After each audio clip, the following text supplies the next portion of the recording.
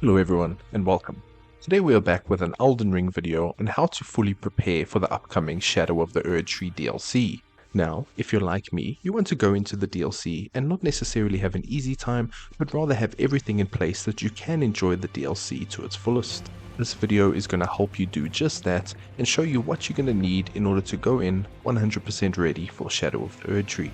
Of course, it should go without saying that you don't actually need to do any of these things. You could click off this video right now if you wanted to, but I urge you to stay just to make sure that you are 100% ready for the DLC.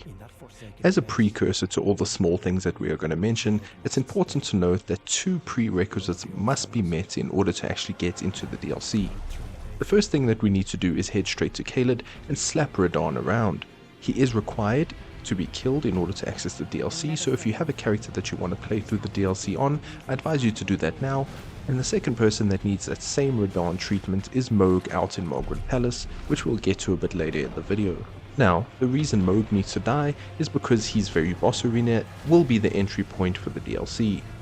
Now that all the prerequisites are out the way, let's get into the first step, which is going to be rune farming so that you can get up to your desired level. It's worth noting that there seems to be some sort of new power level system within Elden Ring that makes it so that the enemies are kind of scaled to your level, if you would say that, so over leveling won't really be a thing in the DLC. With that in mind, it's best to just level up till you're comfortable with your build, whatever stat requirements you need in order to fully utilize everything you want to use. Jumping straight into it, our desired rune farm of choice is going to be the tried and tested Albinauric rune farm, which you can get to by following Vare's questline. Additionally, you don't have to farm the Albinaurics, can also be the bird, which I'll show you shortly. To get these sweet runes, you want to head to the palace approach ledge using the sacred relic sword, and with this we're going to be able to send a golden wave of energy straight down the path and kill an absolute ton of Albinaurics. This can be supplemented with the golden scarab talisman as well as the pickled foul foot for more rune gain. Now, I don't have the stats to use this weapon, but you can just imagine a large beam of light going down there and killing off all these Albinaurics for us.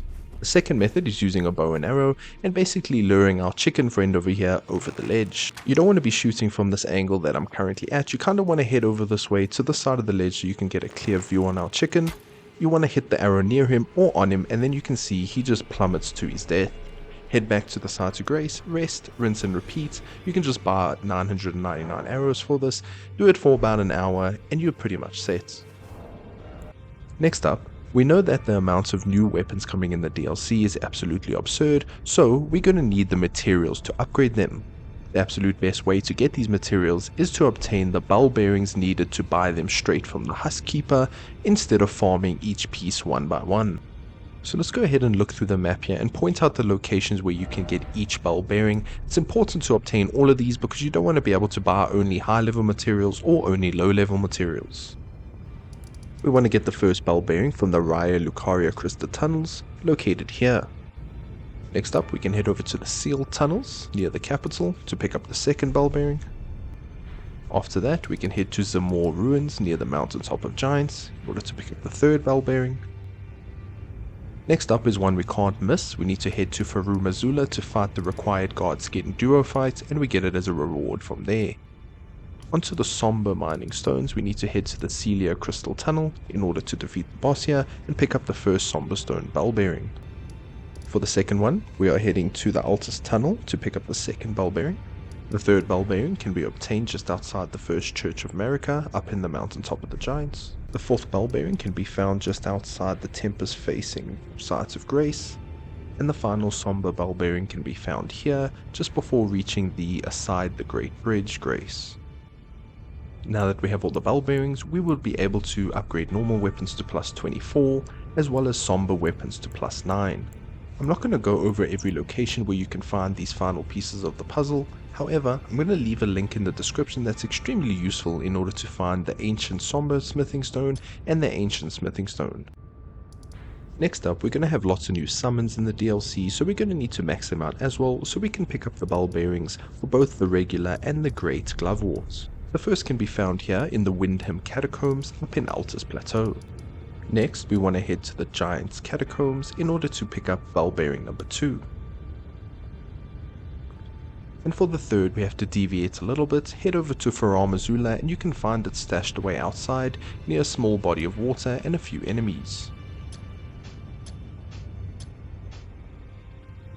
Next up, we need to get the Ghost Glovewort bell bearings, and the first can be found in Nokron City right as you enter the area. The second bell bearing can be found in Nokstella inside of a chest, hidden behind a ton of enemies. And lastly, we need to head to the Erdtree area all the way to the back right, guarded by a whole bunch of shrimp men. That's where we will find the third bell bearing. Just like before, please check the description for the interactive map, where you can find an easy link to find plus 10 upgrades for both types of Glovewort.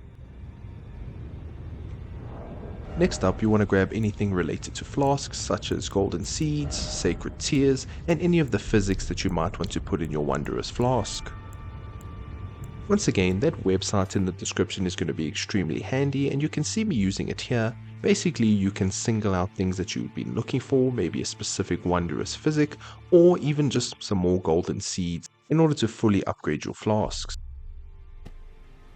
The last thing that you need to be doing in order to prepare for the DLC is sorting out your build.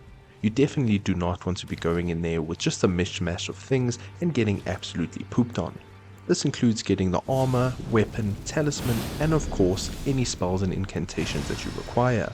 Putting this all together with the perfect stats and making sure that your build is powerful enough to test your might. From people at preview events, we've learned that the DLC seems to be exceedingly challenging, so the last thing you want to do is go in there and not be ready. Make sure you follow all the steps in this video and I guarantee you'll be 100%. But that is all the basic advice I have for you. Is there anything that you're doing to prepare for the DLC that maybe I missed? Let me know down below. As always, thank you guys so much for watching. If you did enjoy, please consider liking and subscribing. And until next time, farewell.